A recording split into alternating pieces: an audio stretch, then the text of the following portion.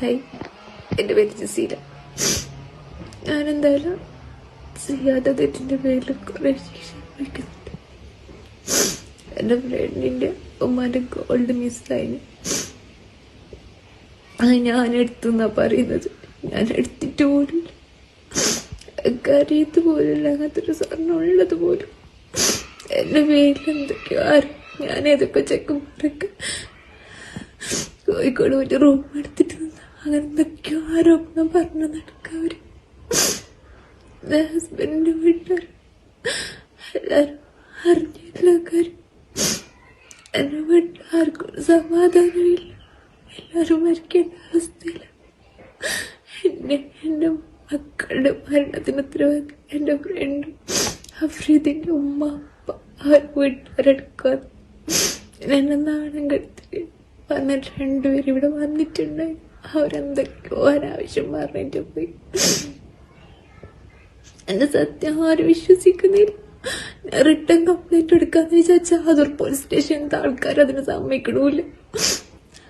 അവര് നിന്റെ ഭാഗത്ത് തന്നെ പെട്ടെന്ന് പറഞ്ഞിട്ട് എന്നെ റിട്ടേൺ കംപ്ലൈന്റ് എടുക്കാൻ വരെ സമ്മതിക്കണില്ല. എന്റെ മരണത്തിന് ഉത്തരവാദി ഇവരൊക്കെയാ. എന്റെ ഹസ്ബൻഡും ഉണ്ട് അതിന് പങ്കാളിയായിട്ട്. ഹസ്ബൻഡിന്റെ ഉമ്മ അതിനധികം ജീവിച്ചിരിക്കില്ല. എത്ര ദിവസം ഉണ്ടാവുമെന്ന് എനിക്കറിയില്ല. എന്റെ സത്യം തടയാൻ വേണ്ടി മാക്സിമം ട്രൈ ആക്കി ഞാൻ എടുത്തിട്ടുണ്ടെന്ന് പറഞ്ഞിട്ട് അവർ വിശ്വസിക്കണില്ല. ഞാൻ മരിച്ചിട്ടാണെങ്കിൽ എന്റെ സത്യം തെളിഞ്ഞിട്ടുണ്ടെങ്കിൽ ഇവർക്ക് ശിക്ഷ കൊടുക്കണം. നിങ്ങൾ ജനങ്ങൾ എന്നെ കൊടുത്താലോ എന്റെ ഉപ്പാക്കും ഉമ്മാക്കും ഞാൻ ഒരു സമാധാനം ഉണ്ടായിട്ട് അവരെ വിഷമിപ്പിച്ചോണ്ടെന്ന് ഇതിന് എല്ലാവർക്കും അറിയാൻ അനുഭവിക്കുന്നുണ്ട്.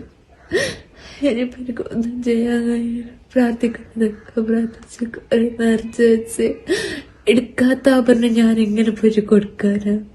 ആ വീട്ടില് 9:30 പോലെ ഉണ്ടതുപോലെ എനിക്കറിയില്ലായിരുന്നു. എന്റെ ഒരിടത്തിന്റെ ഐഷ ബെഞ്ചിക്കോട് കോളനിയിലെ അവിടെയുള്ള ആൾക്കാര് എന്റെ ഹസ്ബൻഡിന്റെ ഹസ്ബൻഡാണെങ്കിൽ എപ്പോഴും ടോർച്ചർ ചെയ്തോണ്ടിരിക്കുക. എനിക്ക് വേറെ പോയിസായിട്ട് അങ്ങനെയൊക്കെ. എന്റെ മക്കളെ ഇവിടെ നിർത്താൻ പറ്റൂല. ആരും നോക്കത്ത്, ആരും നോക്കില്ല. അവരെന്നെ കൊണ്ടുപോവാ. എന്റെ സത്യം എപ്പോഴെങ്കിലും തെളിഞ്ഞാല് ഞാൻ മരിച്ചിട്ട് എങ്ങനെയുണ്ട് സത്യം തെളിയണം? എത്ര ദിവസം, എത്ര നിമിഷം, എത്ര മണിക്കൂർ ഞാൻ നിൽക്കുമെന്ന് എനിക്കറിയില്ല. അത്രയ്ക്ക് വയ്യാത്ത അവസ്ഥയിലാണ് ഞാനുള്ളത്. ഞാൻ എന്റെ മക്കളും പോയിട്ടുണ്ടെങ്കിൽ ഇവർക്ക് നിയമപരമായിട്ട് ശിക്ഷിക്കണം. പോലീസ് സ്റ്റേഷനിൽ കംപ്ലൈന്റ് കൊടുത്ത അവരൊന്നെ നാണം കെടുത്തി വെച്ചെന്നെ. സത്യം തടയാൻ വേണ്ടി കംപ്ലൈന്റ് എടുക്കാൻ ഞാൻ എന്നെ പറഞ്ഞു. എന്നിട്ട് എന്റെ പേര് തന്നെ അവരെ. ഞാനെന്ത് തെറ്റും ചെയ്തിട്ടില്ല, ഞാൻ ഒന്നും ചെയ്തിട്ടില്ല. സത്യം തെളിയിക്കണം. എന്റെ മരണത്തോടാണെങ്കിലും സത്യം തെളിയിക്കണം. അരച്ചാ ഞാൻ എന്റെ മക്കൾക്കും പോയി ആർക്കും പോകാനില്ല. എന്റെ വീട്ടുകാർക്ക് എന്ത് പറ്റിയ കുഴപ്പമില്ല. എല്ലാരും എന്നെ കുറ്റപ്പെടുത്താൻ ഞാൻ ആ വീട്ടിലേക്ക് പോയോണ്ടല്ല എന്റെ പേര് വന്ന്. ഇങ്ങനെല്ലാം ആവൂന്ന് അറിഞ്ഞില്ലെങ്കിൽ ഞാൻ ആ വീട്ടിലേക്ക് പോട്ടേന. നിങ്ങളെന്നെ പറ, ഇങ്ങനെ ഇങ്ങനത്തെ പ്രശ്നമാവൂന്ന് അറിഞ്ഞില്ലെങ്കിൽ ഞാൻ ആ വീട്ടിലേക്ക് പോട്ടേന. ഇല്ലല്ലോ, ഞാൻ മനസ്സോത അറിയാത്തവേ അതിനൊക്കെ വേറെ എന്തൊക്കെയോ പേരിട്ടിട്ട് ഇവരെനിക്ക് തരുന്നുണ്ട്. അവിടെ റൂം എടുത്തിട്ട് പോയി ഇവിടെ എനിക്കറിയാത്ത പോലും. ഗോൾഡ് മിസ്സായിട്ടുണ്ടെങ്കിൽ അതിന്റെ പേര് പറയണം. അല്ലാണ്ട് എന്നെ എന്തിനിങ്ങനെ നാണം കെടുത്തിയത്? എന്റെ മക്കൾക്ക് ഇത് ജീവിക്കാൻ കഴിയോ? തലത്തി നടക്കാൻ പറ്റുമോ? ഒന്നും പറ്റൂലല്ലോ. അതുകൊണ്ട് അവരെന്നെ കൊണ്ടുപോകുന്നത്.